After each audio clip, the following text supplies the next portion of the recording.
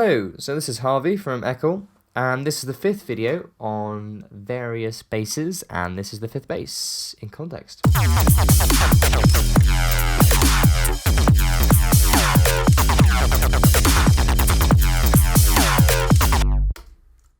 Nice, and this is it just with the bass.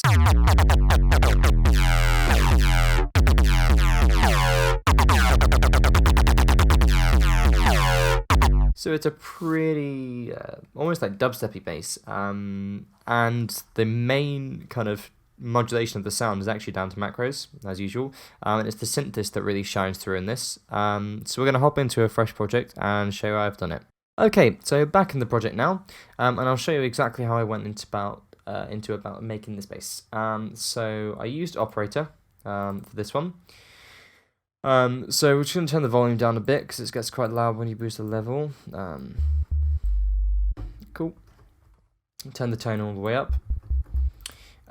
So for this first attempt, I wanted to create some form of distorted sound, but starting from the most basic. So basically anything else that I add processing-wise, synthesis-wise, will all be to do with I've added harmonics, because we start from the very basic sound it can be, which is a sine wave.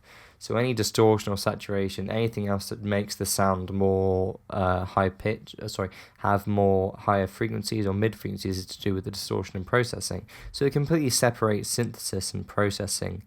And it's just it's a mindset to have a go at trying within sound design, because it means this processing and synthesis side is completely separate. It's not all just one big jumbled mess, in a sense. So I used a sine wave for this. Now, for this sound in particular, as you could hear from the demo, it was quite plucky. Well, plucky, it was sort of quite, had a good envelope on it. So I'm just going to make a little envelope, so we'll increase the attack about...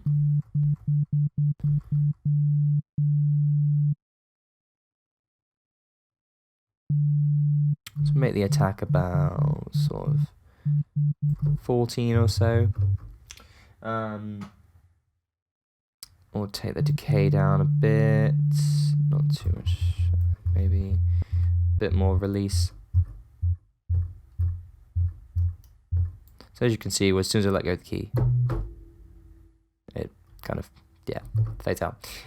So if we just play this a bit higher and take all the sustain down.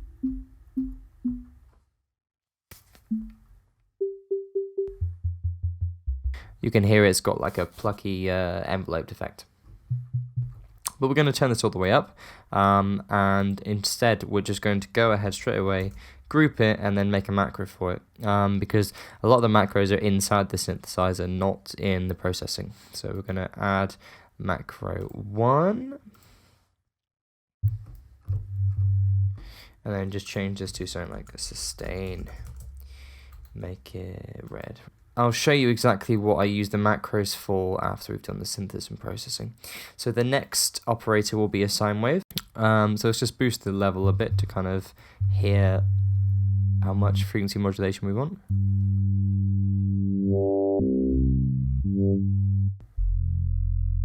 Just add a bit more mid, and then we'll play with the chorus to find some good harmonic sets we want. Kind of makes it almost like a square sort of triangle sort of bass.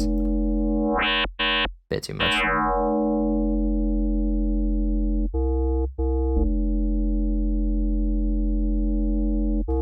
That's quite good. So another thing with macroing is the chorus. Now, you may be wondering in some videos that I've just macroed like one knob. And the reason for that is mostly I use the macros, obviously, if it's a mixture of things, but I mostly use them just for ease of use. If I want to change a certain sound in a certain way, I don't want to have to go into a synthesizer or open up a plugin. It's just there that I can just get straight to it. And it just makes it that much easier if you just want to modulate one knob rather than having to do a million at the same time and the same sort of peak and trough, etc. So I'm going to keep it at 6 and then just find a course up until where it gets to what I don't really like. So let's keep on turning it up. Sounds a bit too high there. Let's do 13 because it's Friday 13th soon. So then edit macro map and make it 13, and this 6.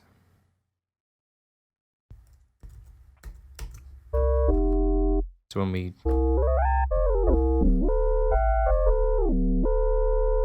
cool.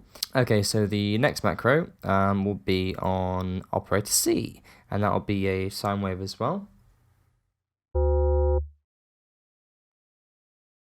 Except with this, we want more of the higher harmonic content because we didn't have enough in operator B.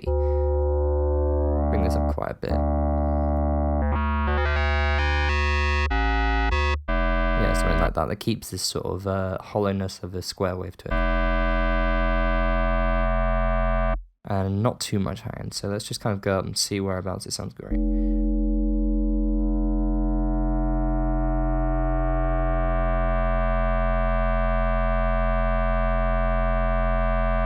About 14, yeah, I'd say. We want to macro this as well. So macro 3. So yeah, edit macro map, and then we want to make it 14. Awesome. Now, if you wanted to, you can actually just make all of these except the sustain, like the B course and C level, just one macro. It could have some cool effects as well. But I find that with that, you don't have as much control because it's all in one macro. You know, naturally, that's what a macro does. So I just keep them separate for this.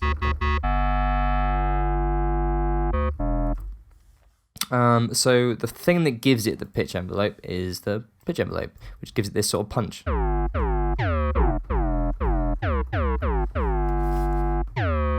And that basically adds an envelope, as you can see. So if I just kind of increase the attack.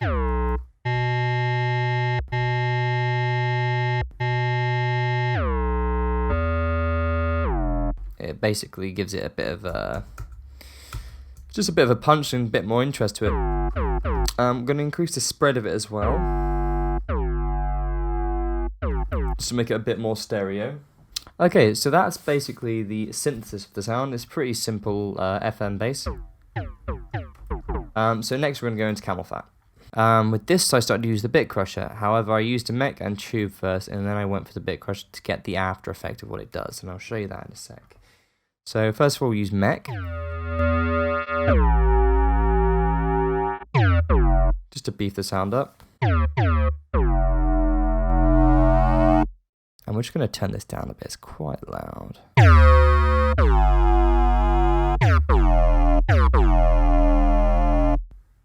And then we'll add some bit crushing.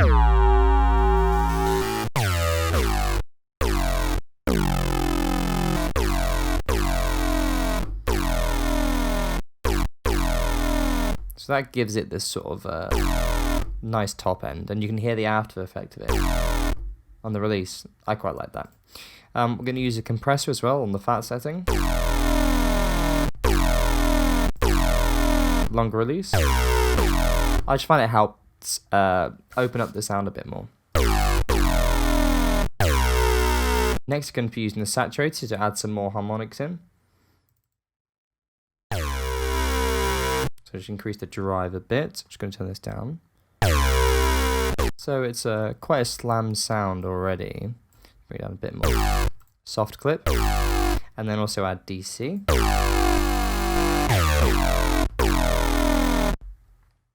Now, the color knobs are the things that really give it its character. So we're going to be using bass, just increase that up a bit.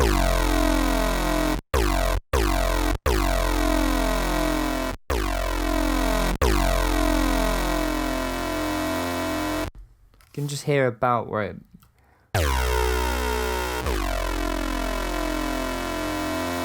it just kind of bites off at 10, so we're going to keep it at about 9.5. And then the frequency. So let's find a sort of sweet spot where we like the sound of.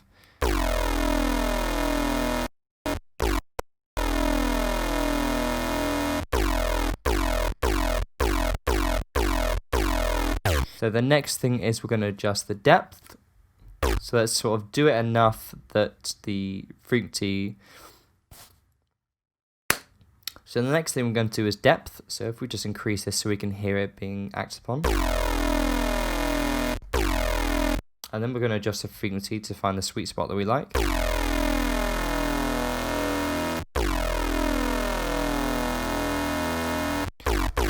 About 500 or so does for me.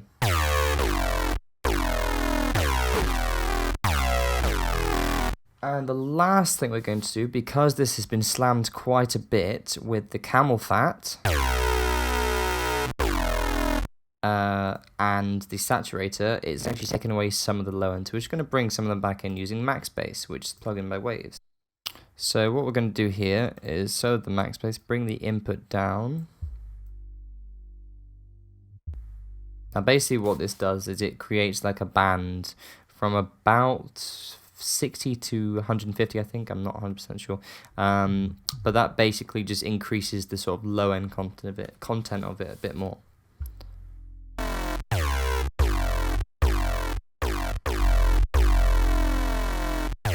Now the important thing with doing things like this is it can be quite risky, so that's why I find it's best to get up a spectral analyzer and make sure things are evened out and not like too bassy or anything.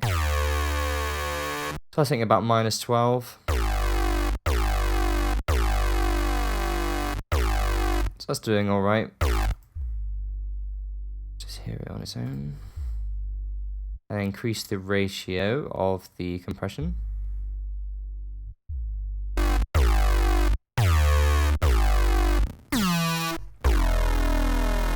And maybe just bring it down.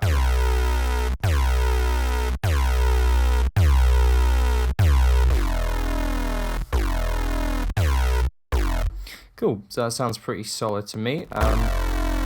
It's not going over 6, which is a bit of a no-go in some places. But that's basically the bass. So if I just show you what I can do with the macros, I'll play the same note with different lengths, and I'm going to map these to my MIDI keyboard and just kind of noodle around in a sense. So.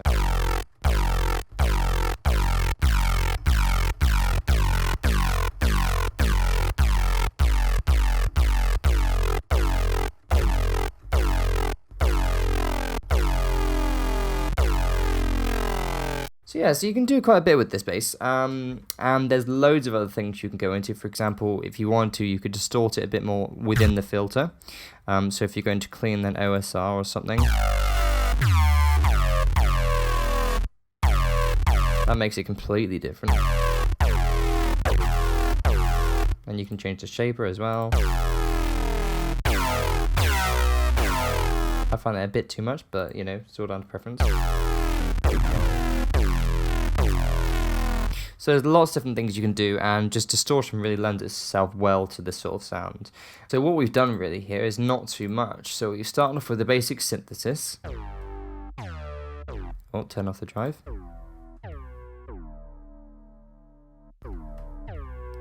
Which is essentially just 3 different sine waves fed into each other using frequency modulation. Then we've added a lot of distortion within camel fat and some compression.